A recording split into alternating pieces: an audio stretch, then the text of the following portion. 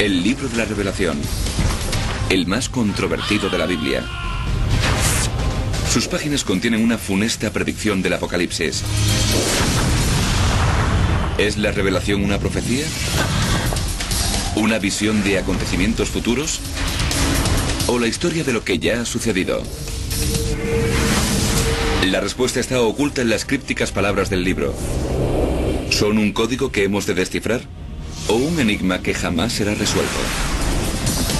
¿Cuál es el verdadero secreto del libro de la Revelación?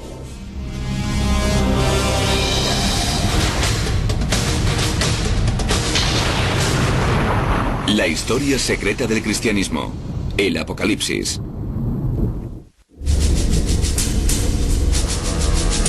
En un antiguo campo de batalla en Tierra Santa, las fuerzas del bien y el mal libran un terrible enfrentamiento. Una siniestra figura lidera el ejército de las tinieblas. Este es el enclave donde se desarrollará la última guerra de la humanidad. Un lugar con un nombre estremecedor: Armagedón. Este escenario no ha salido de la mente de un cineasta de Hollywood, sino del libro de la Revelación, el último capítulo de la Biblia. 2000 años después de que lo escribieran, se libra una enconada batalla, en este caso por algo muy distinto: su significado. Es sin lugar a dudas el libro más polémico de la Biblia. Para ciertos cristianos evangélicos, la Revelación esboza un escenario catastrófico conocido como el final de los tiempos.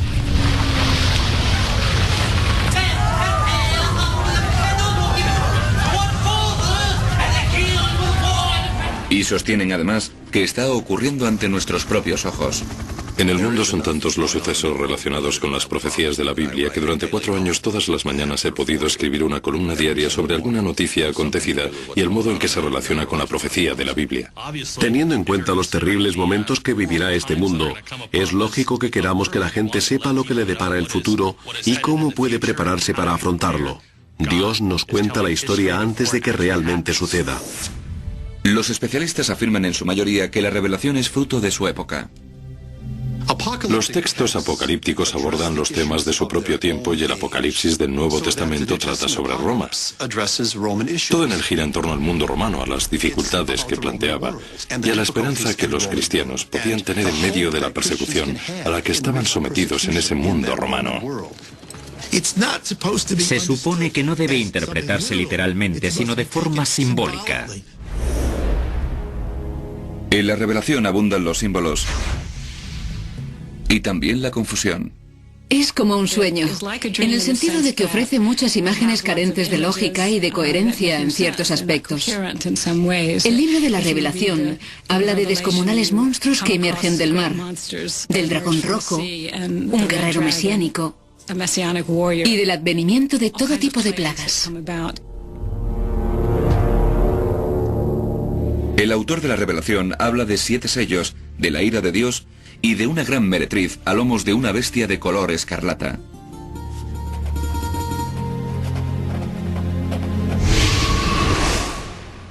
Pero, ¿qué significa realmente la Revelación? Para descifrar un libro que podría predecir el futuro, hay que estudiar el pasado. El último libro de la Biblia se escribió hacia finales del siglo I después de Cristo y circuló por todo Asia Menor en forma de carta dirigida a los primeros cristianos.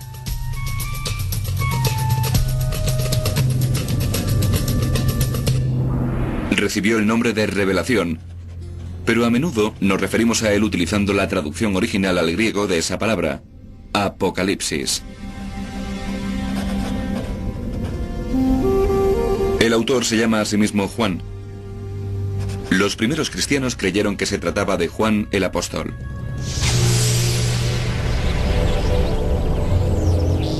Juan trabajaba como pescador en Judea hasta que conoció a Jesús de Nazaret.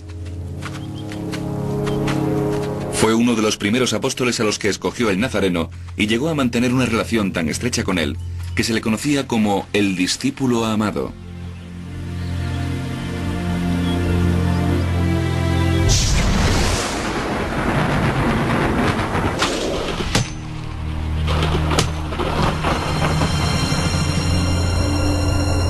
Juan fue el único apóstol que permaneció junto a Jesús durante su crucifixión y presenció su muerte.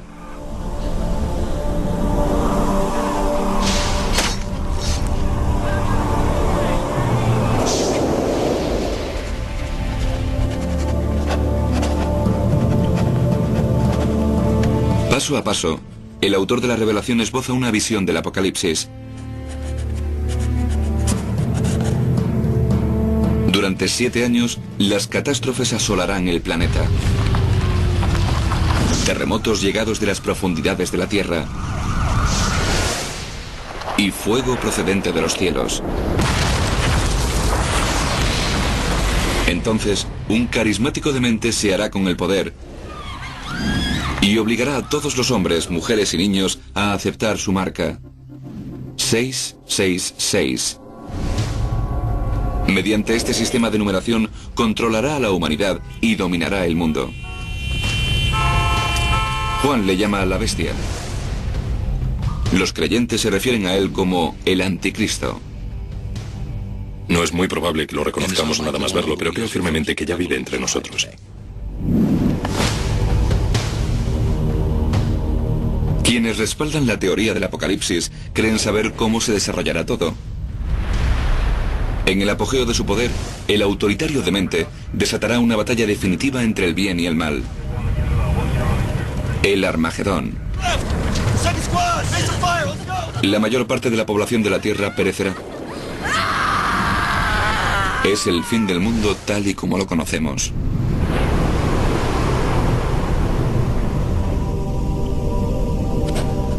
Para determinados fundamentalistas cristianos, este escenario no está sujeto a interpretaciones. Es un vaticinio, una predicción de lo inevitable.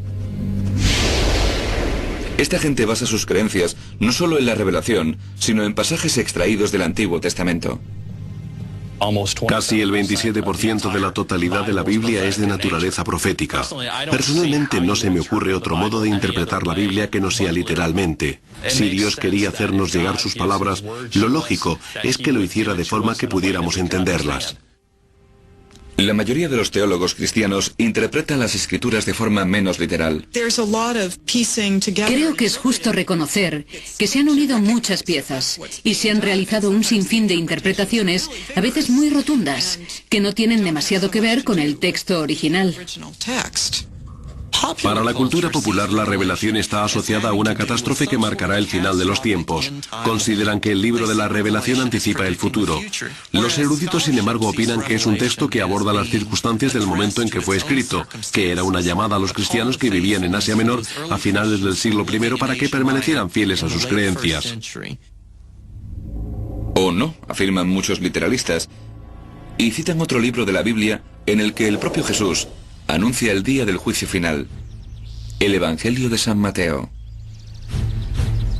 Los discípulos se acercaron a él diciendo: ¿cuál será la señal de tu venida y de la consumación del mundo?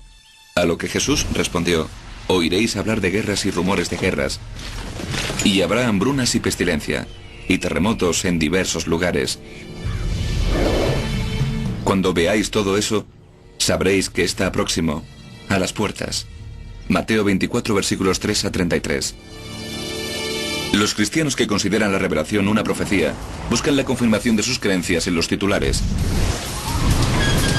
Catástrofes meteorológicas. Aterradoras nuevas plagas. Tremendos desastres naturales. Y letales dementes con nuevas armas de destrucción. Esos son los elementos que dan forma a la revelación. A juzgar por los acontecimientos que están teniendo lugar hoy en día en el mundo, creo seriamente que se está preparando el terreno para que se cumpla la profecía de la Biblia. Otros afirman que ese escenario siempre está dispuesto. Guerra, hambres, plagas y desastres son una constante a lo largo de los tiempos. Los creyentes sostienen que esta vez será la definitiva. Que la cuenta atrás ha comenzado y el reloj sigue avanzando. Se acerca la hora cero, el momento del apocalipsis. Y todo comenzará con un fenómeno propio de la ciencia ficción: el rapto.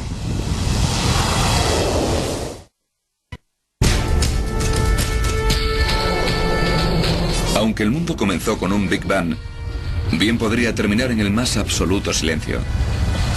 La única señal perceptible será que todos los cristianos de la Tierra desaparecerán absorbidos por un haz de luz en un abrir y cerrar de ojos. Los fundamentalistas que creen en el advenimiento del apocalipsis denominan a este fenómeno el rapto. En un determinado momento, los creyentes vivos que permanezcan en la tierra serán raptados, conducidos al cielo en un instante.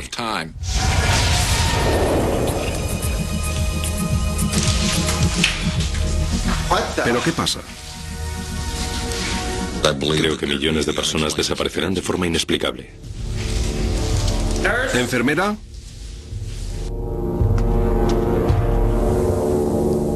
¿Dónde está todo el mundo?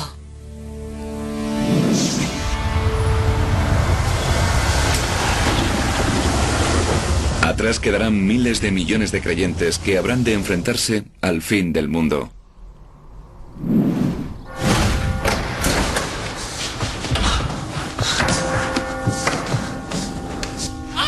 Esta interpretación inquieta a la mayoría de los teólogos. Nosotros siempre nos planteamos la duda de si debemos interpretar el libro de la Revelación metafórica o literalmente. Creo firmemente que el libro de la Revelación debería leerse como un antiguo texto apocalíptico, porque es antiguo, se redactó en ese mundo, pertenece a ese mundo y además aborda temas propios de aquel entorno.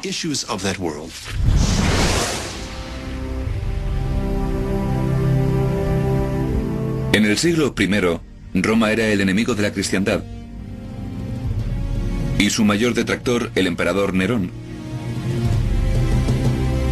Para él, los seguidores de Cristo fueron un conveniente chivo expiatorio, pues los culpó del gran incendio que arrasó Roma en el año 64 de nuestra era. El emperador además divertía a los romanos con crucifixiones públicas de cristianos.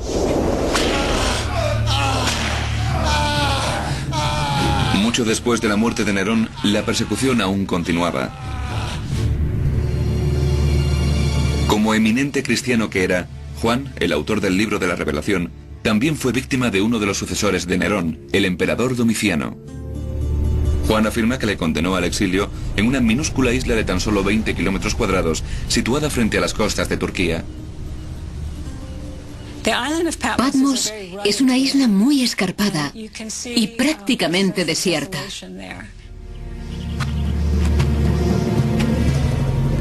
En aquellos sombríos momentos, Juan redactó una revelación de esperanza dirigida a sus compañeros cristianos. A pesar de su brevedad, esos 22 capítulos contienen un gran apocalipsis. Cristo regresará, escribió Juan, y destruirá a sus perseguidores. Lo que Juan pretendía era describir no solo el final de los tiempos, sino quizás lo que es aún más importante, la destrucción del Imperio Romano.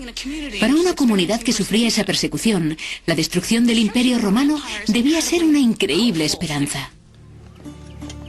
Los textos apocalípticos solían escribirse en momentos complicados, cuando la gente padecía dificultades y buscaba algún tipo de esperanza. Esos textos contienen infinidad de mensajes de esperanza, de indicaciones para superar las adversidades del momento presente. Pretenden hacer comprender a quienes sufren que Dios les depara un futuro mejor. Quienes consideran que las revelaciones son una profecía, creen que las penalidades precederán a la salvación del rapto. La idea del rapto ha ido cobrando fuerza con el movimiento que considera que la historia va de mal en peor y que esa tendencia continuará hasta que Jesús regrese. Los defensores de la teoría del rapto afirman que así figura en el libro de la Revelación. La mayoría de los eruditos discrepa. El rapto es un aspecto muy importante del pensamiento fundamentalista, pero no tiene nada que ver con el libro de la Revelación.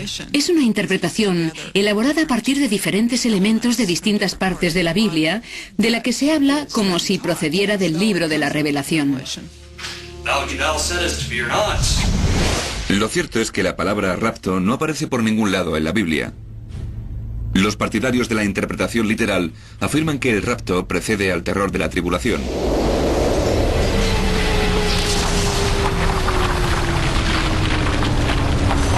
Y hubo un gran terremoto como no se había visto otro desde que existen los hombres sobre la faz de la tierra. Un terremoto de fuerza y dimensiones extraordinarias. Apocalipsis, capítulo 16, versículo 18. El gigantesco seísmo que arrasó el sur de Asia en 2004 generó una monstruosa ola que mató a más de 270.000 personas y que es el tsunami más letal del que se tiene constancia. Hay quien cree que el terremoto fue un precursor de los desastres aún mayores que sobrevendrán. Los creyentes sostienen asimismo que la revelación anuncia una catástrofe mundial provocada por un cuerpo celeste. Y cayó del cielo un enorme astro que ardía como una tea. Y cayó en la tercera parte de los ríos y en las fuentes de las aguas. Y muchos hombres murieron. Apocalipsis, capítulo 8, versículos 10 y 11.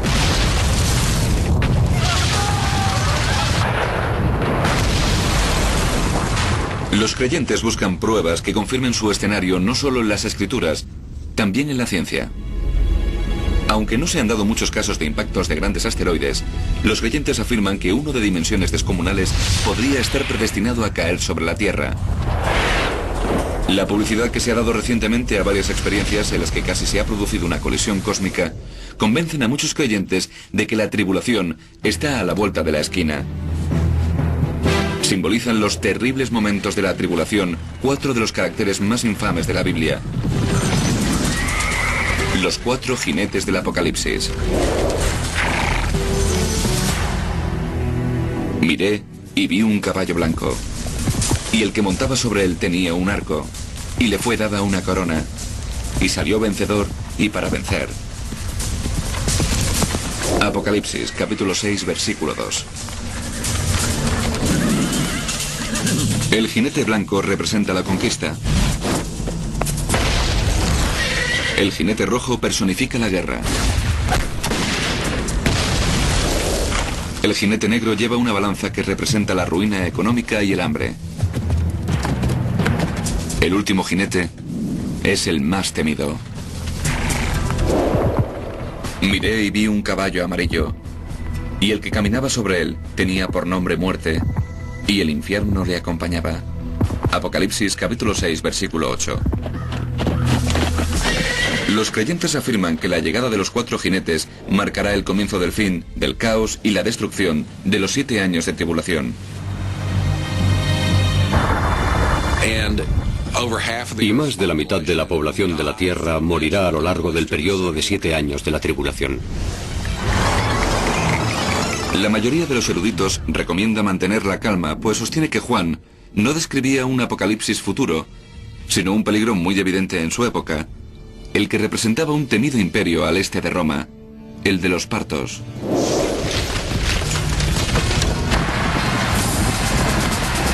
A finales del siglo I, cualquier romano que leyera el libro de la Revelación llegaría a la conclusión de que los 4 jinetes eran una imagen de los partos galopando contra las legiones romanas. Los romanos temían especialmente a estos guerreros que cabalgaban a lomos de blancos caballos, llevando arcos y flechas, y probablemente identificarían a los 4 jinetes con ellos. En este escenario apocalíptico, los 4 jinetes allanan el camino para la aparición de la figura más sombría de todas. La Biblia la llama la bestia. Los partidarios de este apocalipsis se refieren a ella como el anticristo y creen que conducirá a la humanidad a una batalla definitiva, el Armagedón.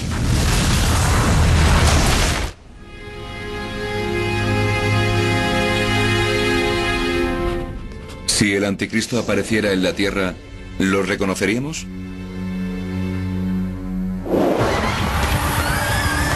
El anticristo vendrá como un demonio disfrazado. O eso dicen los creyentes.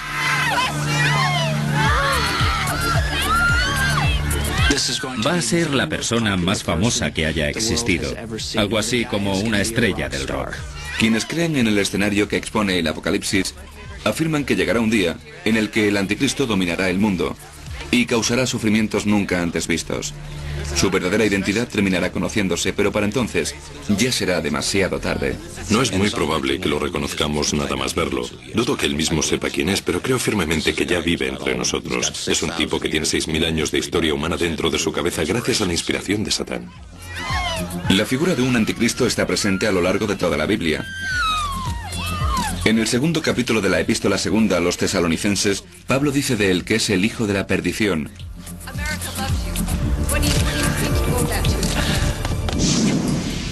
Y en el capítulo 24 del Evangelio según San Mateo, se habla de falso Mesías y falsos profetas.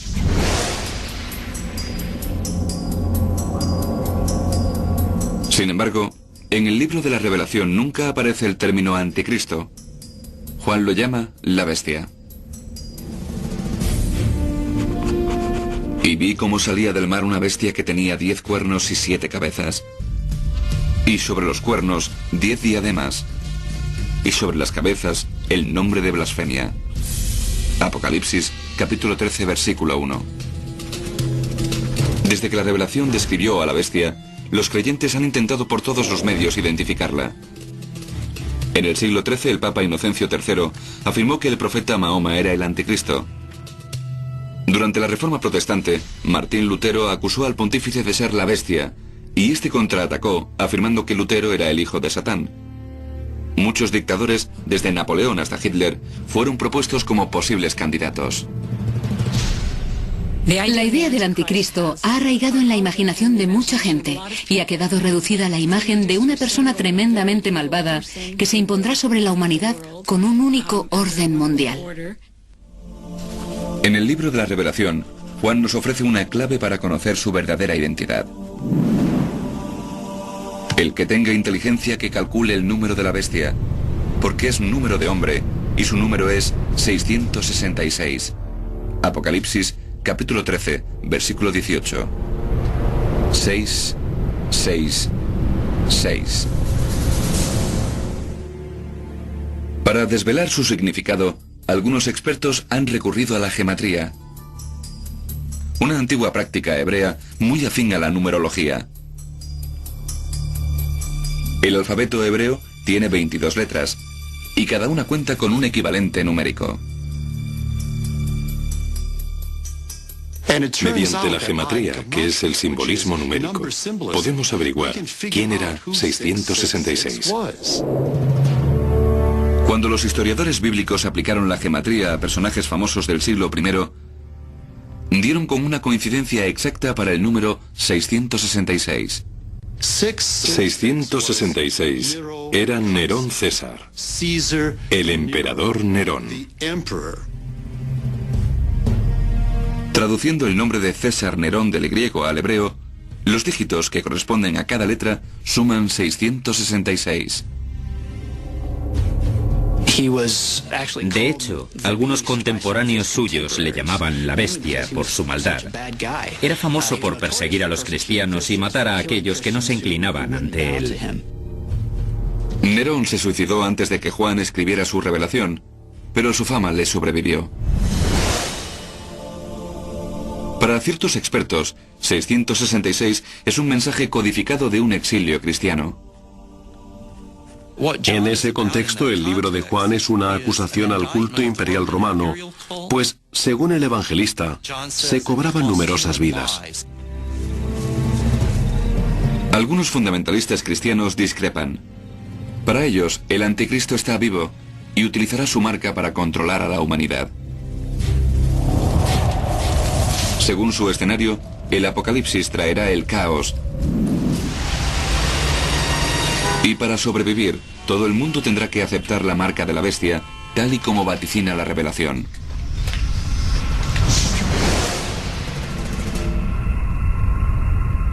E hizo que a todos, pequeños y grandes, ricos y pobres, libres y siervos, se les imprimiese una marca en la mano derecha o en la frente, y que nadie pudiese comprar o vender, sino el que tuviera la marca, el nombre de la bestia o el número de su nombre. Apocalipsis, capítulo 13, versículos 16 y 17. En tiempos de Juan, Esas marcas no eran elementos de fantasía, sino hechos de la vida real. En la antigüedad, marcaban a los individuos que utilizaban para trabajar como soldados, como esclavos. La tecnología de la identificación ha avanzado mucho desde la época de Juan. Es muy posible que la biometría, la tecnología de los escáneres o los implantes de chips se utilicen en un futuro para imponer esa marca. Si alguien consiguiera controlar el número de la seguridad social de otra persona, ese individuo estaría socialmente muerto. No podría abrir una cuenta en un banco, conseguir un trabajo ni hacer nada. Y esa es precisamente la forma en que la bestia ejerce su control a través de la marca. ¿Qué pasa aquí? Se ha metido en un buen lío. De acuerdo, váyase. La revelación dice cómo aparecerá el anticristo, pero no cuándo. Quienes creen en el escenario descrito en el Apocalipsis afirman que ya se encuentra entre nosotros. Todo encaja con esta generación. No puede corresponder a ninguna de las generaciones anteriores ni tampoco a una futura. Y como justificación apuntan lo que consideran una señal bíblica: el regreso del pueblo elegido de Dios a su antigua patria, Israel. Ezequiel dijo que en los últimos días Dios reuniría nuevamente al pueblo de Israel y lo conduciría hasta el mismo territorio del que fuera expulsado 2520 años antes. En 1948 volvió a crearse la nación de Israel. A partir de aquel momento comenzó la cuenta atrás para la última generación. Dicen los creyentes que el anticristo se hará con el poder en Israel y que ocupará un templo que ya no existe, pero que pronto será restaurado: el gran templo judío de Jerusalén. Lo construyó el rey Salomón en torno al 950 a.C. y durante 4 siglos fue el principal centro de culto del pueblo de Israel. En el año 586 a.C., los babilonios lo destruyeron. Pero los judíos lo levantaron una vez más. En el año 66 de nuestra era, el templo se convirtió en el centro de una revuelta judía contra el Imperio Romano. Todo comenzó cuando un sacerdote judío se negó a realizar el sacrificio diario en nombre del emperador Nerón.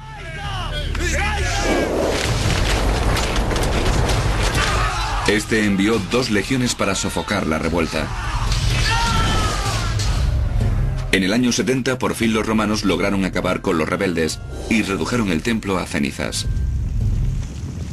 Seguramente la noticia de que las fuerzas romanas habían capturado Jerusalén, quemado el templo y destruido la ciudad llegó hasta Juan y sus seguidores, y debieron sentirse extremadamente molestos con Roma por su actitud. Del templo quedan pocos vestigios, pero un muro de contención de piedra permanece en pie. El famoso muro de las lamentaciones, el punto más sagrado para el judaísmo.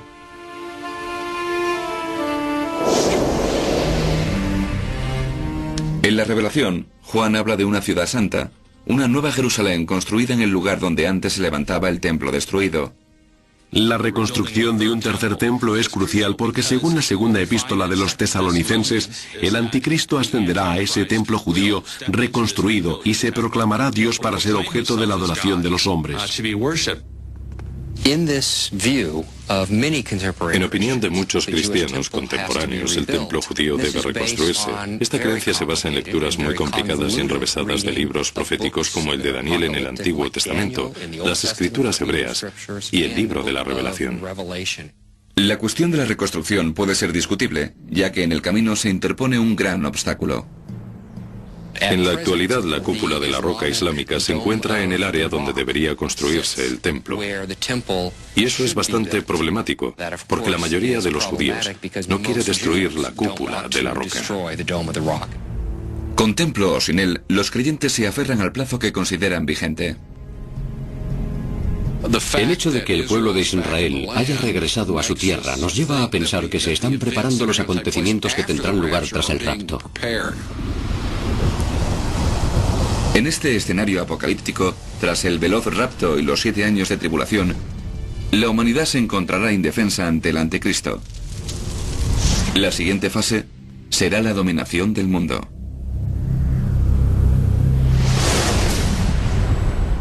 Y le fue concedida autoridad sobre toda tribu, pueblo, lengua y nación. Y todos los moradores de la tierra la adoraron. Apocalipsis capítulo 13, versículos 7 y 8.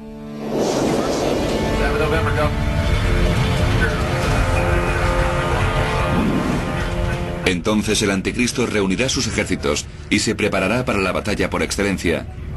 Una confrontación definitiva entre el bien y el mal. La lucha del día del juicio final. El Armagedón.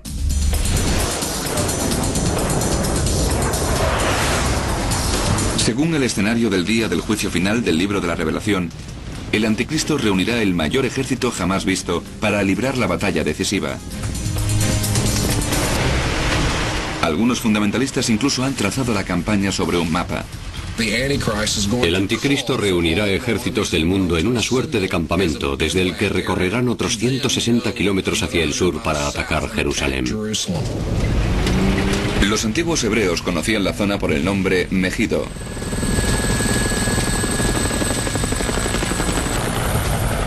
El libro de la Revelación la llama Armagedón. Los egipcios escogieron Megido por su situación estratégica para luchar contra los canaanitas en el año 1479 a.C., en la primera batalla de la historia de que se tiene constancia. En su revelación, Juan afirma que Megido también le dará su nombre a la última batalla. Según quienes creen en el escenario del Apocalipsis, solo una fuerza se levantará contra el anticristo. Un grupo de refugiados cristianos y judíos que no fueron raptados, pero que posteriormente se arrepintieron de sus pecados. Los ejércitos se dirigirán hacia el sur y atacarán Jerusalén. Y dice el libro que habrá una gran batalla allí y que el anticristo se apoderará de la mitad de la ciudad.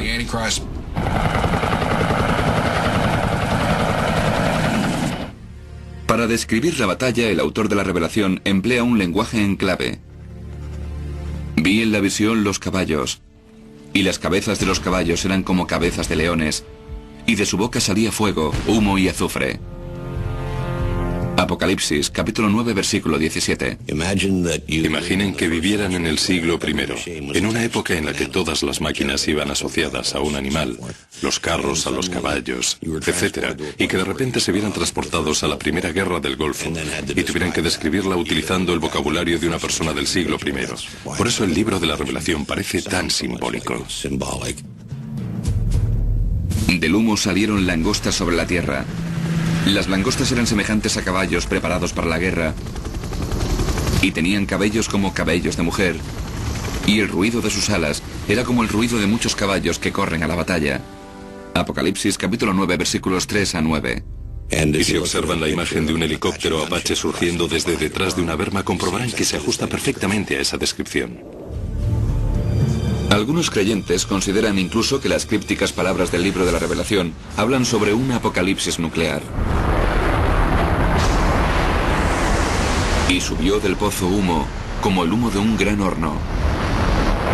Apocalipsis, capítulo 9, versículo 2.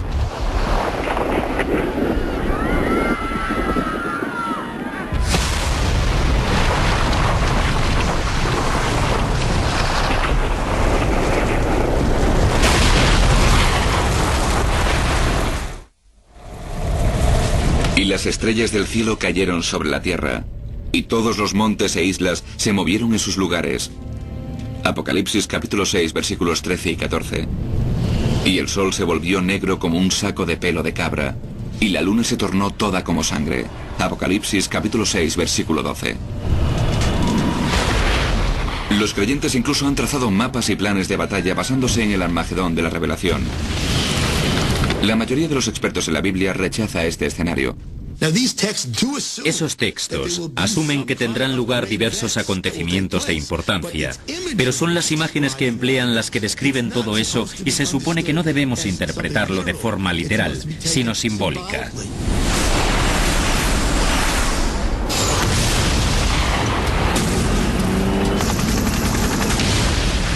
En esta sombría imagen del Apocalipsis, los creyentes ven un rayo de luz.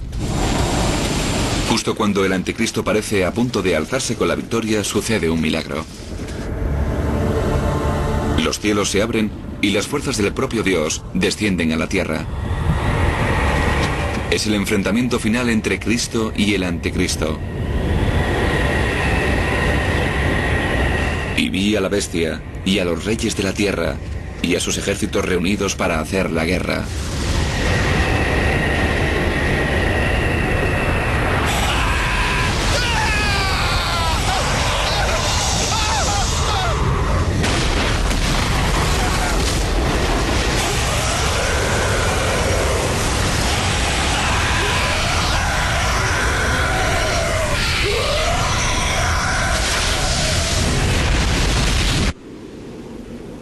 Y fue aprisionada la bestia. Apocalipsis capítulo 19, versículos 19 a 20. Tras una era de tribulación, una eternidad de paz. Y vi un cielo nuevo y una tierra nueva, porque el primer cielo y la primera tierra habían desaparecido, y el mar no existía ya. Apocalipsis capítulo 21, versículo 1. El nuevo cielo y la nueva tierra nos conducen a la eternidad, y habrá una era gloriosa en la que nunca volverá a estar presente el pecado o la maldad. Será el dominio de Dios para la eternidad. La mayoría de los eruditos admira el sentimiento, pero rechaza el escenario. La gente desea con tanta fuerza que el mal sea vencido, que cree que va a producirse una suerte de Deus ex machina, que Dios entrará en la historia. De ahí sacaron la idea de un apocalipsis que es una suerte de gran guerra que se librará al final de los días para hacer posible la perfección a la que la religión aspira desde siempre. Para muchos especialistas, el contenido del libro de la Revelación se ha malinterpretado desde el principio. La revelación ha disfrutado de una gran acogida, especialmente entre aquellos que siempre han pensado que el final del mundo estaba cerca. Y sus imágenes tan simbólicas se han modificado hasta adaptarse a las circunstancias en las que nos encontramos. Siempre que tienen lugar acontecimientos de relevancia mundial, se tiende a creer que ha llegado la hora. Hasta que llegue ese reino, la revelación seguirá debatiéndose, y quizás por la forma en que se escribió, sea tan misterioso su significado. Incluso su autoría es un enigma. No tenemos la menor idea de quién escribió la mayor parte del Nuevo Testamento. Los primeros judíos y cristianos solían escribir con los nombres de personajes famosos en el mundo de la fe. Los primeros cristianos creían que el autor del libro de la Revelación fue el apóstol Juan. Juan es conocido por el evangelio que lleva su nombre. Sin embargo, las pruebas forenses parecen indicar que quien redactó el Apocalipsis fue otro Juan. Prueba A: el estilo. La redacción del Evangelio de Juan no se parece en lo más mínimo a la del libro de la Revelación. La versión griega del Evangelio está escrita en griego puro y simple. El griego del libro de la Revelación es bastante atroz. Prueba B: cronología. La Revelación se escribió en torno al año 95 de nuestra era.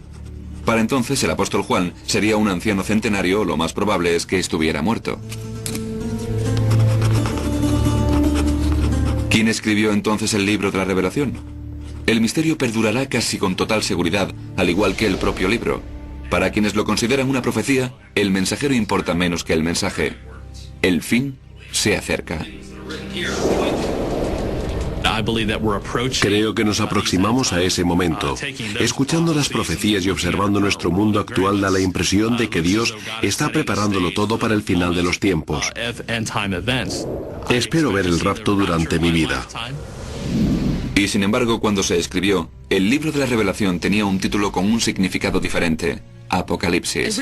En sus orígenes, Apocalipsis no significa nada más que revelación, descubrimiento del secreto que solo las deidades conocen. Sin embargo, en su uso moderno ha llegado a asociarse la palabra con el final del mundo, pues la identificamos en gran medida con el libro de la Revelación. Entre los cristianos, quizá el poder del libro no resida en su precisión o sus previsiones, sino en el impacto que tiene en el comportamiento. En ciertos momentos la gente se tomó muy en serio el libro de la Revelación y actuó de forma revolucionarias o incluso destructivas, como pudimos comprobar en el caso de David Koresh y los davidianos. En 1993, cerca de Waco, Texas, Un grupo de davidianos encabezado por David Koresh mantuvo un pulso de 51 días con el FBI. Los davidianos son una pequeña secta cristiana que cree en las profecías del juicio final de la revelación.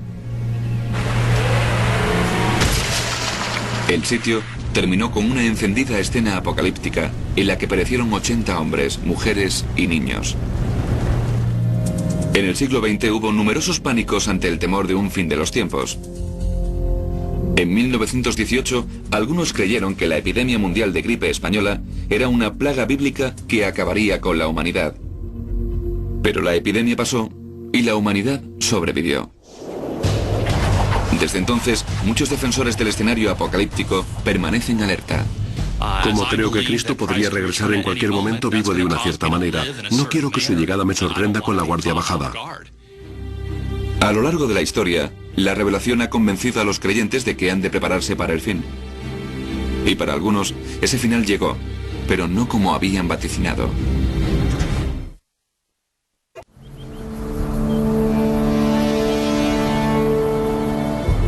El fin está cerca. Eso dicen quienes interpretan literalmente el libro de la revelación. Creo que esta es la última generación de seres humanos antes del regreso de Cristo. Se nos ha acabado el tiempo y el espacio. Se nos han acabado las ideas. Se nos ha acabado casi todo y debemos estar cerca del fin. La mayoría de los especialistas afirman que todo esto se ha repetido una y otra vez en casi todas las eras. Siempre ha habido alguien que creía que el mundo se acababa basándose en su propia interpretación del libro de la revelación. Hemos entrado en una nueva era después de los atentados del 11 de septiembre y la guerra contra el terror. Y una vez más la gente se vuelve hacia el libro de la revelación para encontrar la clase de cosas que justificarían la creencia de que el fin está cerca. Una de las curiosidades que descubrimos sobre las creencias apocalípticas es que todas las generaciones piensan que son especiales. Todas ellas creen que verán el final del mundo, porque el suyo es el periodo de tiempo más corrupto. Si lo observamos desde una perspectiva histórica, veremos que el modelo se repite una y otra vez. Año 365 de nuestra era, Poitiers, Francia. Un obispo llamado Hilario adquiere la convicción de que el final está cerca. Empezó a advertir a los fieles de que debían prepararse para el final, y pese a que no sucedió nada, aquello no perjudicó demasiado a su imagen, pues en el siglo XIX Hilario de Poitiers fue santificado. En el siglo XV, la ciudad de Tabor, situada en lo que ahora es la República Checa, el grupo de los llamados taboritas comenzó todo un movimiento basado en la creencia de que el final estaba cerca. Organizaron una especie de guerrilla y difundieron sus ideas a punta de espada. Iban por ahí quemando iglesias y matando a todos los pecadores, pero un criterio básico para ser considerado pecador era simplemente no pertenecer a su movimiento. En 1434 los taboritas fueron aplastados y sus líderes asesinados. En el siglo XIX surgió otro movimiento apocalíptico en los Estados Unidos. Lo lideraba un capitán del ejército convertido en predicador baptista llamado William Miller. Basándose en sus estudios privados del libro de Daniel, llegó a la conclusión de que el rapto tendría lugar en algún momento entre 1843 o 1844. Algún tiempo después, Miller señaló el día exacto en que sucedería, entre el 21 de marzo de 1843 y el 21 de marzo de 1844. Ese año llegó y pasó, pero seguía sin producirse el rapto. Miller volvió a comprobar sus números y estableció una nueva fecha, el 22 de octubre de 1844. Para entonces había reunido a su alrededor a unos 50.000 discípulos. La víspera del gran día, algunos de ellos renunciaron a todas sus posesiones mundanas. Hubo quien incluso compró vestiduras de ascensión especiales para la ocasión. Y cuando llegó el día señalado, todos sus seguidores se reunieron en las colinas y allí estuvieron rezando, cantando himnos y salmodiando con las manos elevadas hacia el cielo. El día siguiente es conocido por los seguidores de Miller como la gran decepción. Aquello no debió preocupar demasiado al pastor, pues siguió anunciando la segunda llegada casi cada año hasta que murió. Amasó una fortuna considerable con las vestiduras de ascensión. Aquello fue una buena inversión. El problema de vaticinar el final de los tiempos es que por ahora todos los que lo han anunciado, desde Juan de Patmos hasta los que creían que sucedería en el año 2000, se han equivocado. Los expertos sostienen que la revelación es un texto tan abierto a las interpretaciones que puede significar casi cualquier cosa. Creo que el libro de la Revelación es casi como una mancha de Rorschach. La gente ve en él lo que está predispuesta a encontrar. Quienes busquen indicios del final sin duda encontrarán correlaciones entre las imágenes del libro de la Revelación y su propia época y el lugar donde viven.